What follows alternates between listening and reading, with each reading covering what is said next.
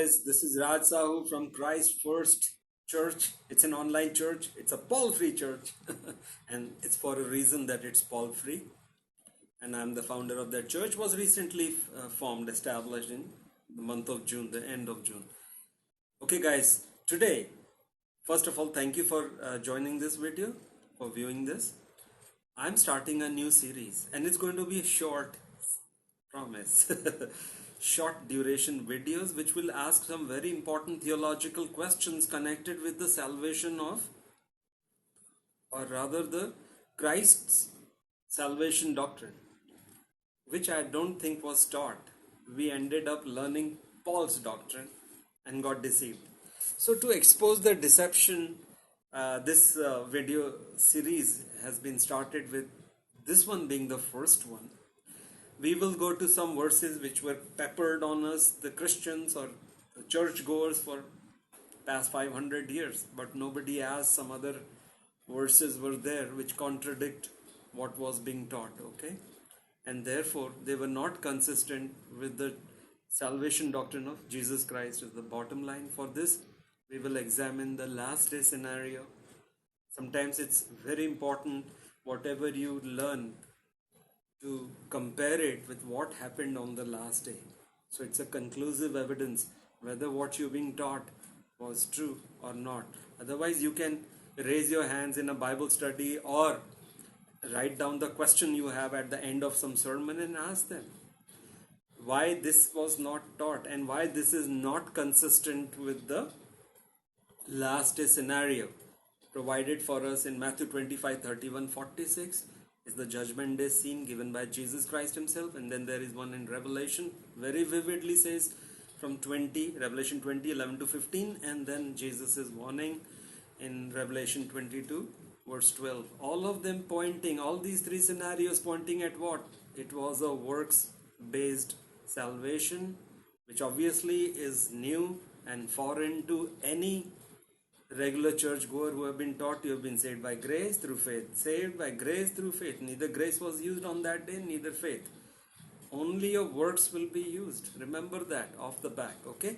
I'm providing the verses, check them out. It's in Revelation 2 twice, including Jesus' warning in Revelation 22:12. My reward is in my hands and I shall give to each one of you according to what you had done.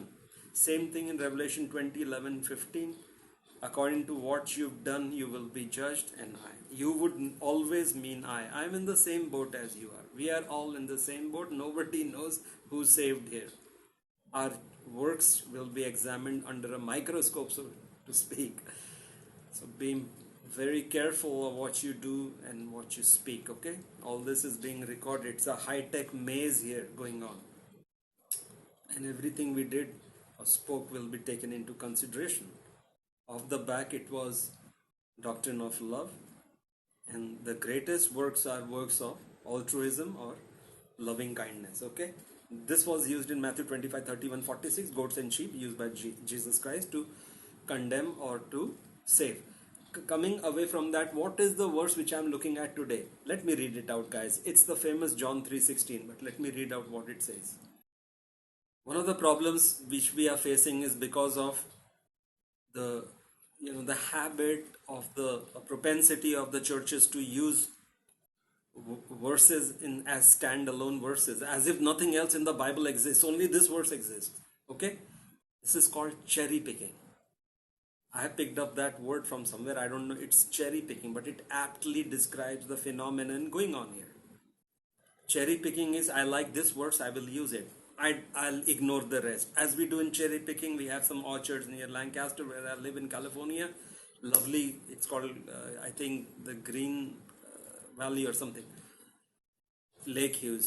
So you go and buy the cherries or the right to pick cherries, and then you start picking like you pick fruit. Some you like, some you don't. This is not how you read the Bible, unfortunately. It's not cherry picking. You have to take into consideration of the verses. And that's exactly the purpose of this video, to take you guys, the viewer, to some other verses. So let's see what John 3:16 says, which has been peppered for last zillions of years on us.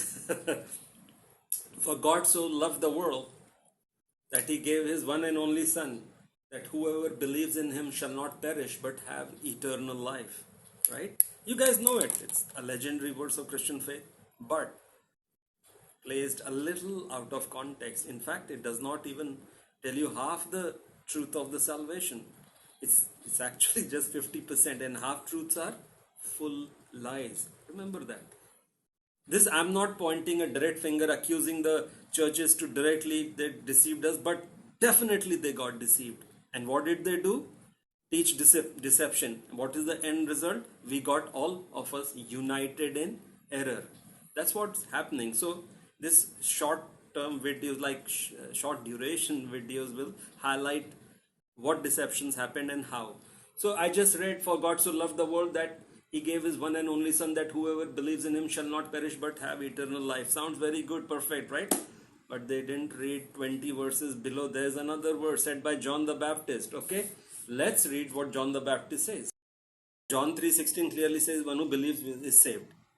But John says something diametrically opposite.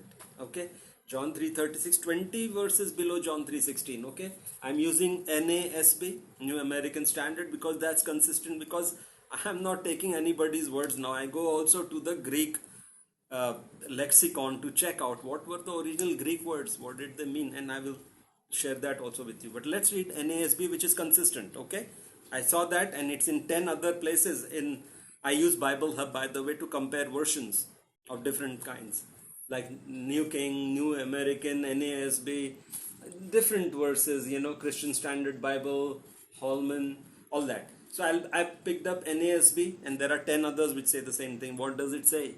Let's quickly say.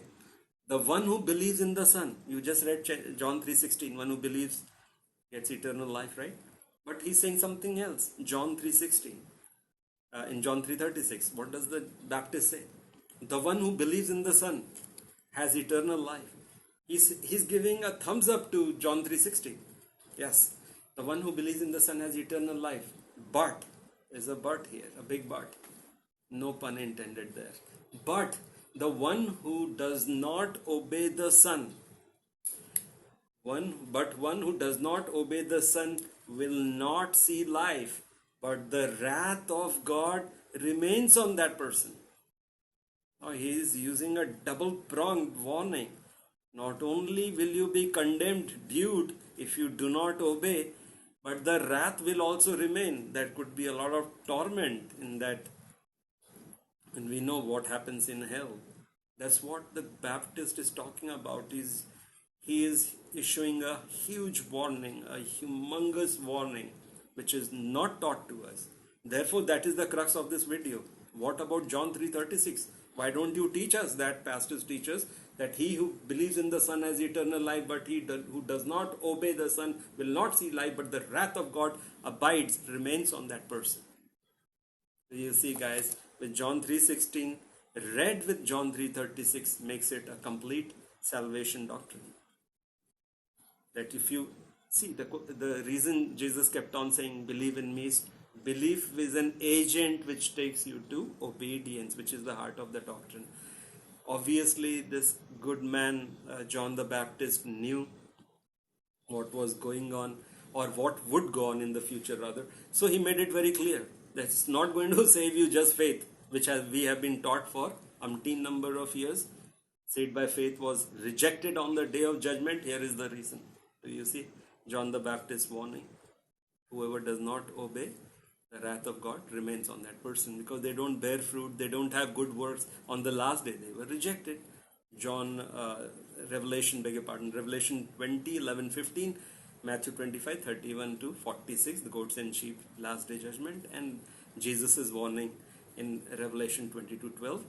Behold, my recompense is in my hands, and I shall give to each of you according to what you had done. Do you see how it's all matching up? Faith is required, because unless we have faith, we won't obey.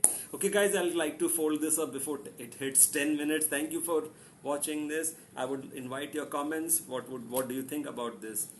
Bottom line is John 3:16 always has to be read with John 3:36, which our churches did not do, and we all ended in uniting in error because of this mistake. John 3:16 with John 3:36 makes it a complete doctrine. Thank you guys for watching. God bless you. See you next time.